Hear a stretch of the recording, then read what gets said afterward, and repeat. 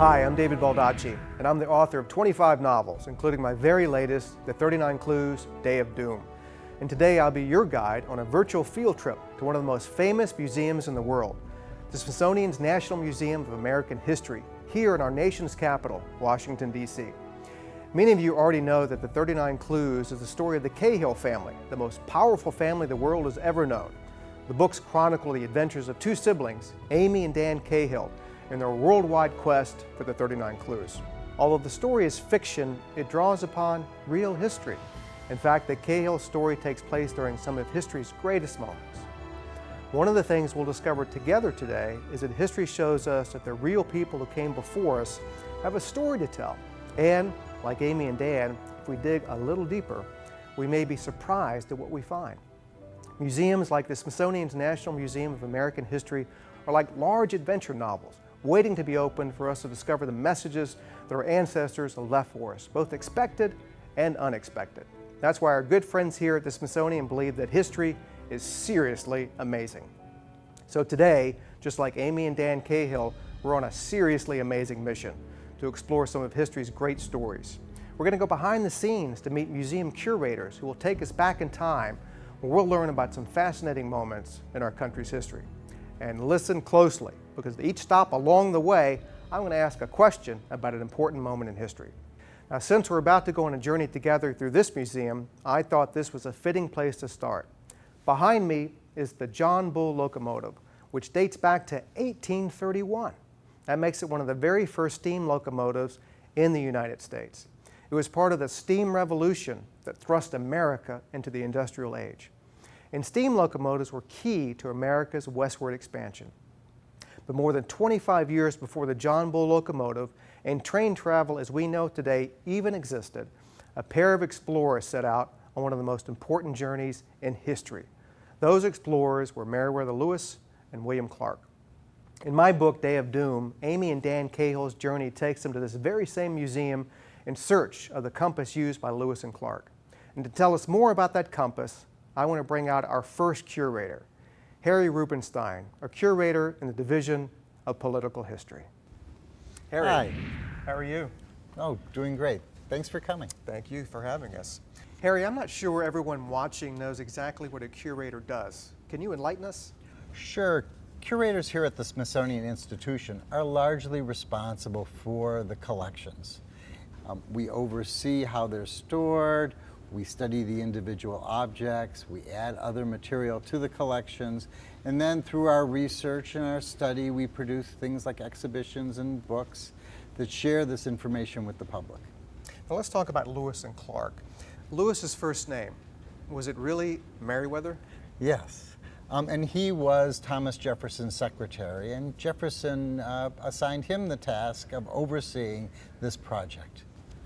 Okay, everyone, here's your first quiz of the day. Where did the Lewis and Clark expedition take them? A, from Missouri to Oregon, B, across the Great Plains, or C, to the North Pole? Harry and I will give you a few minutes to think it over before we reveal the answer. Harry, I know you brought a replica of the Lewis and Clark compass, which is on display here at the museum. Can you tell us some of its unique features? Sure. This is a pocket compass. It was one of the pieces that Lewis acquired when he first was gathering scientific instruments in Philadelphia for this expedition. But here is a replica of that compass. It's a wooden box, so it's protected. And what you can do is you open it up, and there is these sight lines. So now, what is the sight line for? What you can do is you can look through this, and you can find north and south and the direction. Now, can you tell us sort of how they might have used the compass on the expedition? It's basically like compasses that you see today, where it points north, and you can use this to see which direction you're going in. This compass was used by the expedition to go from St. Louis all the way through the Northwest to Oregon and then back. Did you hear that? There's the answer to the first quiz.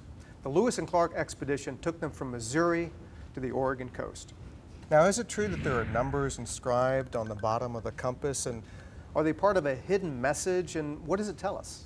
There is a number on the bottom of the compass. It was written by the Smithsonian. It's our catalog number to keep track of the object itself.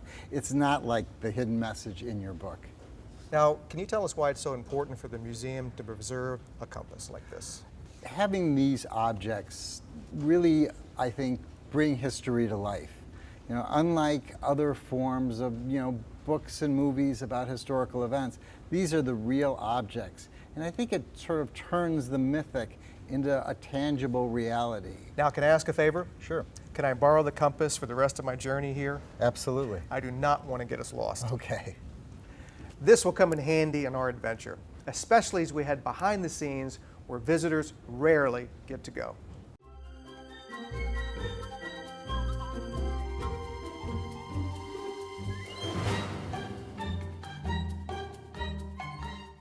We're in the museum's conservation lab, and this is Suzanne Thomason-Kraus, textile conservator and preservation services here at the museum. Hello, Suzanne. Hi.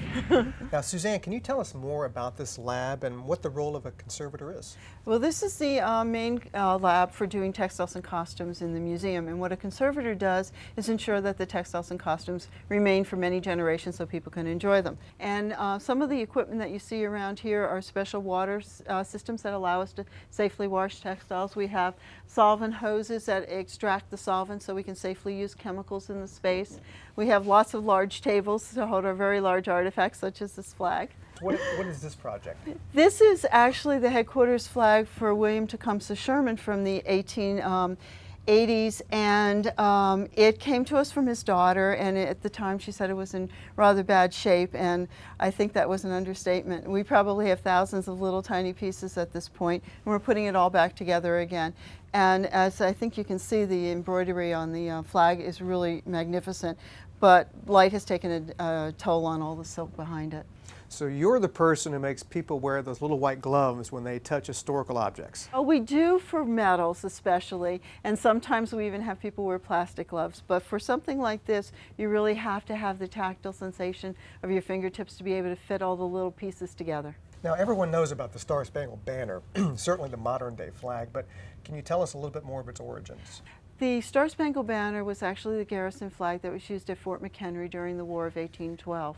Fort McHenry had just become a U.S. Army post, and George Armistead, who was the first commander, wanted a flag for the fort, his new fort, and he wanted a large flag. The flag was so big that they actually, when they got to the final piecing stages, had to take it outside to the Claggett Brewery and piece it together in the hops drawing room because it was bigger than the footprint of their house. Baltimore Harbor, this city, is off the coast quite a bit, and he wanted a flag that could be seen at least 8 miles away. And we've actually tested it, and you can see it 8 miles away when they fly the big reproduction. Which brings us to quiz number 2. If you look closely at the flag, you will see an upside-down letter V on the flag. What do you think the V stands for? A, victory, B, valor, C, Vespers, the Cahills' greatest enemy. You may be surprised when you find out the answer in just a short while. Suzanne, why is conservation so important, and why is preserving the flag so important? Well, I think artifacts, physical artifacts, connect people to their history in ways that other methods do not, and it gives them a tangible reminder of their past, of how they came to be who they are. It gives us a tangible reminder of our country and all it's gone through to become the country it is today. Now, I noticed the flag had a number of holes in it. Can you sort of tell us how they got there? Well, at the time, and even though it sounds horrible in this modern era, at the time pieces were actually cut out of the flag and they were presented to people. The first piece of the flag that was cut out was given to the widow of one of the soldiers that served at Fort McHenry during the Battle of Baltimore in 1814. And when he died about 4 years later, his wife was given a piece to bury with her husband. Now let's dig a little bit deeper on that. If you look a little more closely at the flag, what are some of the unique features that a person may not notice on first glance? Well, I think one of the things that you don't see unless you look very closely is that there's about 165 areas that were repaired. And if you look really closely, you can tell that different people did it. And they had different skill levels, and they had different attitudes to the repair. One of the tools in our arsenal for preserving textiles is controlling the light levels. In this lab we have it all zoned so we can turn down the lights. When we put things on exhibit like the Star Spangled Banner, you'll notice it's a very, very dark room. And what happens is there's a 75-foot long corridor as you approach the room, and that allows your eyes to adjust. So when you turn the corner and you get your first view of the flag, it looks magnificent, but it's actually at less than 1 foot candle, which is the level at which you can perceive color. There are 37 different patches on it, and one of the most noticeable features is a bright red A. Louisa Armistead, who was the commander's wife, started to write his name on the flag in bright red letters. Okay, so we threw you guys a little curve. The V is in fact an A, which means the Vespers, fortunately, did not leave their mark on the Star Spangled Banner. That's correct. Are there any other hidden messages in the flag? There are some hidden messages. In one white stripe, there's an ink signature. George Armistead actually wrote his signature on the flag. And I think it's because he wanted to be so strongly associated with this flag and pass this history down through his family and to us today. And I think we find that in a lot of our artifacts, that there's a very personal connection between the person who made it and the people that preserve it. And I think one of the most elegant ways of seeing this is in our Dave pottery. Dave Drake was a person who was also trying to do this, leave his mark and let people know he existed. And I think you're about to discover some of those for yourself. I think we are. This sounds really, really interesting. Thank you so much. We're on our way there next. Nice to meet you. Bye.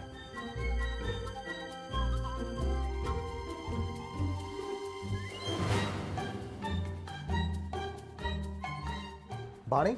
Yes. Oh, David. Hi, how are you? Great, great. How are you? I'm fine. We're in the right place. That's great. You're in the right place. Okay. Everyone, meet Bonnie Campbell Lilienfeld. Bonnie is the curator of ceramics and glass and also the curator of the American Stories exhibition. Now, Bonnie, where exactly are we? Well, you're in one of the museum's many object storage areas, and this actually isn't an area that very many visitors to the museum get to see, so it's kind of a treat to be back here. We have a lot of objects, obviously, in the museum, and only a small number of them are on display at any one time. And when they're not on display, we keep them in rooms like this, where we can keep them safe from light damage and temperature fluctuations, because we wanted to keep these, obviously, for future generations. Now, Suzanne mentioned a man named David Drake. Who was he and what was his story? Well, David was a fascinating man. He was enslaved most of his life. We think he was born around 1801, and he probably died sometime in the 1870s. And of course, we don't know for certain because there weren't many written records about slaves and their life stories at that time. There were actually over probably 3 million slaves in the South in the 1800s, and the majority of them were obviously agricultural laborers. But it turns out there were actually quite a few who also were artisans and skilled craftsmen, including potters who made pieces like this. And these were used to store food back in the days before people had invented refrigerators or mechanical canning. So this piece was made by Dave, and you can see that he actually signed his name. You can see here, Dave. Actually, what was really spectacular about Dave is that he was allowed to read and write. Of course, most slaves weren't allowed to read and write at the time. You know, owners were afraid of rebellion, and the more education you had, the more likely you were to rebel. But somehow or another, Dave learned. You know, we don't know for certain how. It may have been that one of his owners was pretty religious, and he may have taught him how to read the Bible. Another owner owned a newspaper and may have taught him how to typeset. You know, we don't know for certain, unfortunately, because of course there are no written records. But he did an amazing thing with his pots. So you can see here that he wrote his name on the pot, Dave, but he also wrote another name on here, Mark. And we think Mark was probably another slave who actually worked at the pottery and possibly helped him throw this pot. And then on the other side, you can see that he even put the date that he made the pot. In this case, this was March 10th, 1859. And he put LM, which are the initials of his owner at the time, Lewis Miles. So this is really an amazing piece, and has really taught us a lot about Dave and about slavery. But even more amazing is that Dave actually wrote original 2-line poems on some of his pieces. There are about 27 or 28 of those surviving now, including one that we actually have here in the museum, down in the American Stories exhibition. And that one really has a secret message from the past from Dave. It says, "This jar is made all of cross. If you don't repent, you will be lost." And of course, we don't know for certain what he meant by that, but I've always suspected that it probably says something about what it was like to be a slave back when he made that piece in 1862. Time for quiz number 3. David Drake lived as a slave during the Civil War. Which American president was in office at that time, and who was responsible for abolishing slavery? Was it A, Grover Cleveland, B, George Washington, or C, Abraham Lincoln? Now, Bonnie, you're the curator of the American Stories exhibit. So how did you uncover David's story? He wasn't famous during his time, so why is his story relevant and significant today? Well, he wasn't famous at the time, and we can actually tell a lot about him from his pots. They're beautifully made. He was clearly a well-trained potter. But we wouldn't know very much about him as a person if he hadn't left us so many clues, the dates, the names, the initials. We can really learn a lot about him from this kind of thing. You know, and most people certainly haven't left us pots that we can decode, and they don't show up in books and newspaper articles or even necessarily legal records. Mostly we find out about important historical figures that way. But it's really important to this museum to understand and to be able to tell the story of all Americans. I mean, just look what we can learn from Dave. You know, we get a really complex understanding of the history of slavery and what it was like for Dave to live in the 1800s. He lived to see the abolition of slavery. I mean, that's amazing. And that was Lincoln's proudest achievement and probably one of the most controversial issues of his time. And there's your answer to quiz number 3. President Abraham Lincoln, who we know accomplished so many great things during his presidency, including ending the Civil War and abolishing slavery. So I know that Harry's waiting to meet you down at the American Stories exhibit, and I think he has something pretty interesting to show you. I think it used to belong to President Lincoln. Thanks, Bonnie. It's so good to meet you. Thanks for coming in.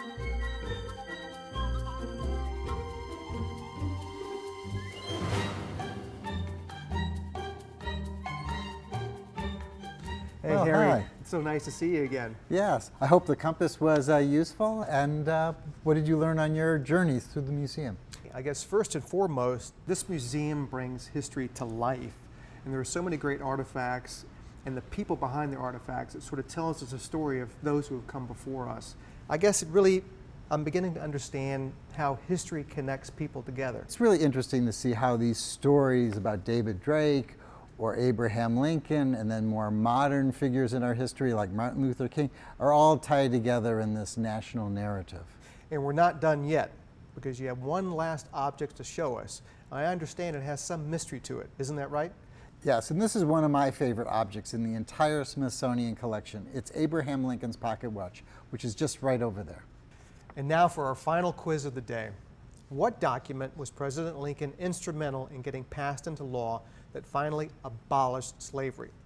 Was it A, the Gettysburg Address, B, the Emancipation Proclamation, or C, the 13th Amendment? Now, Harry, one of the other cool things we've learned today is how objects hold hidden clues that tell us more about the person that owned them and the time they were living in. What does this watch tell us about this man? This pocket watch that belonged to Abraham Lincoln is, it's a fine gold watch. He purchased it when he was a successful lawyer in Springfield, Illinois. It's probably the most expensive thing that he ever purchased for himself personally. And, it's a symbol of success. Every time he pulled out the pocket watch to show to his fellow attorneys or anyone else, they would look and say, oh, there's Abraham Lincoln. He's obviously a success. He has this great watch. Now, is it true there's a secret message carved on Lincoln's pocket watch? And if so, what does that message tell us? I received a call from a gentleman in Wisconsin. And he said there's this long family tradition that his great-great-grandfather left a secret message in Abraham Lincoln's watch. And the story was that his relative was working as a watchmaker in Washington when the owner of the shop runs into the workshop. And he says, Fort Sumter has been attacked. The Civil War has begun. And at that moment, his relative was holding Lincoln's watch. He opens it up and he starts to carve in a message.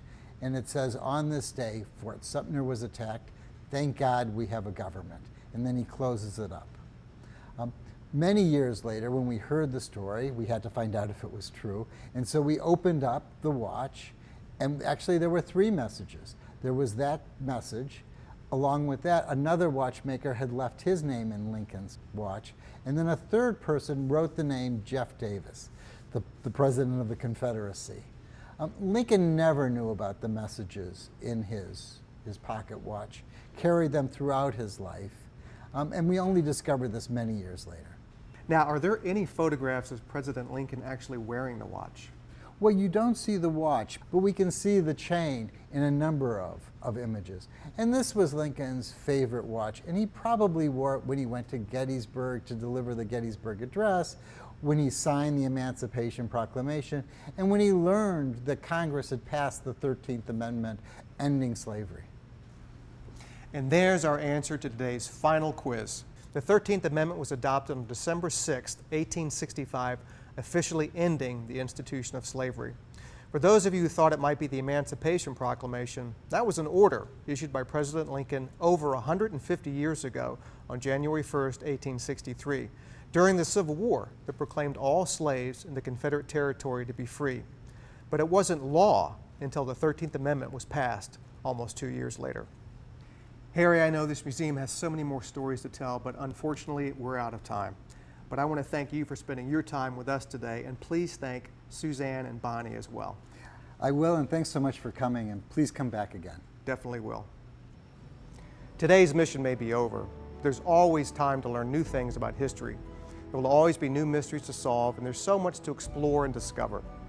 Objects and artifacts can be clues to unlocking stories, but it takes a sense of curiosity and investigative work to uncover them.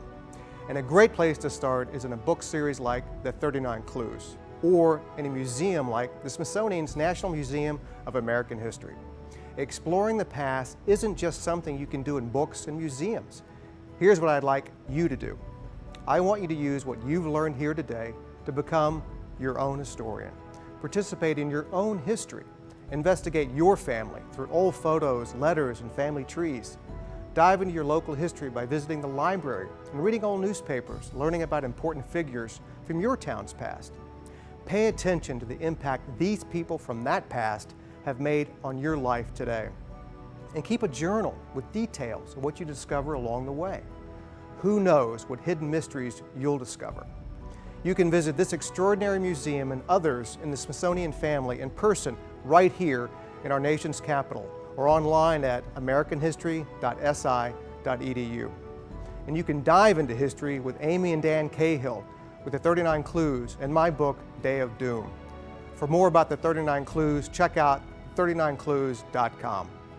And remember, you're making history every day. What's the story you're leaving behind? This is David Baldacci, signing out.